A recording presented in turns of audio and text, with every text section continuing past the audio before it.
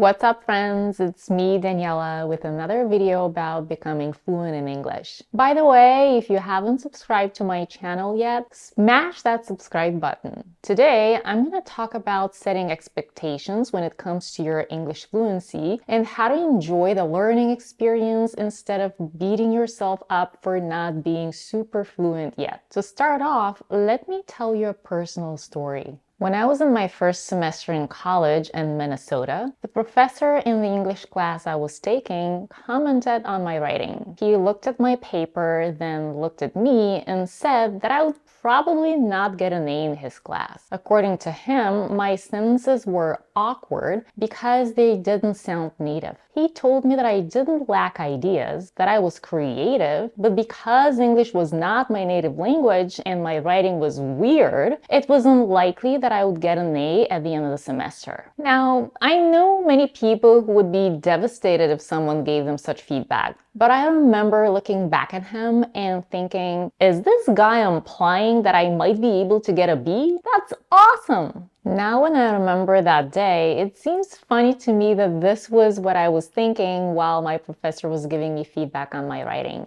But this was my first semester in college in the US, and back then, the idea of getting a B in a college-level English class seemed like a success to me. After all, the only experience I'd had with English by that point was in my ESL school. And having started college with no other writing preparation, B seemed like a damn great option to me. But by sharing this story with you, I'm not saying that you should lower your expectations. In fact, I hate it when some people tell others to set more realistic goals. It's almost like telling someone not to aim so high because they don't believe that this person can go far in life. But many times we're so focused on the goal that we forget to enjoy the little steps we have to take to get there. In the situation I just shared with you, I wasn't aiming for an A in my English class because I didn't think I was ready for it. So although I did actually end up getting an A in this class, my main goal during that semester wasn't to prove the professor wrong. See, in the beginning I didn't believe in my writing ability in English, and I was just hoping to be able to pass the class. But when he implied that I would probably end up with a B, I felt I reached a whole new level of confidence.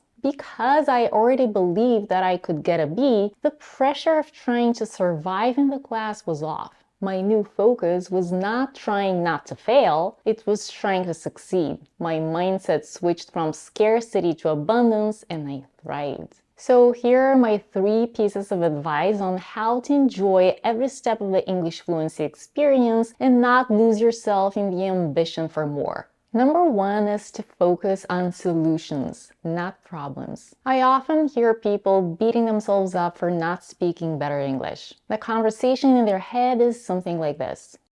I've been learning English for such a long time and I still get stuck. I can't remember words when I need them and I make grammar mistakes.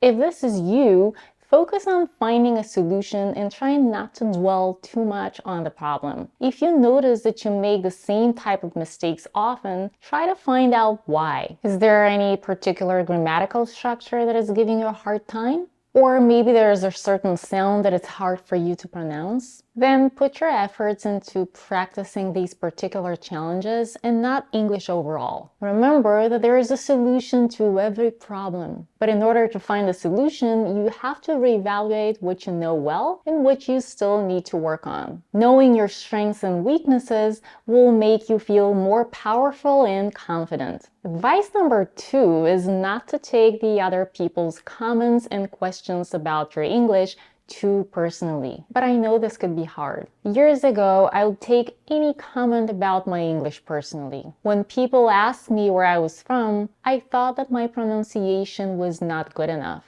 When someone would ask me to repeat what I just said, I would think that I wasn't clear enough.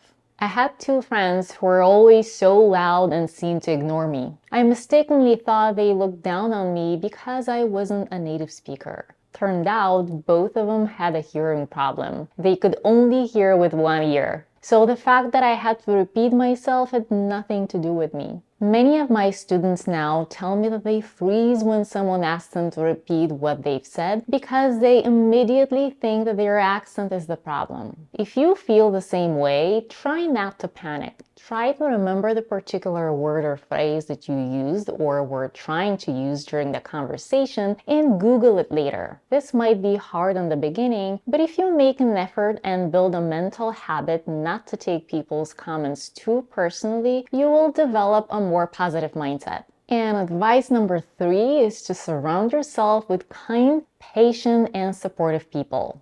Find a community of people who are also learning and sharing ideas that you can benefit from. Thanks to today's technology, you can find people online. For example, our speaking club has members from all over the world coming together once a week to practice English, share ideas on different topics, and support one another. I'll leave the link in the description box below if you'd like to join it. It's absolutely free.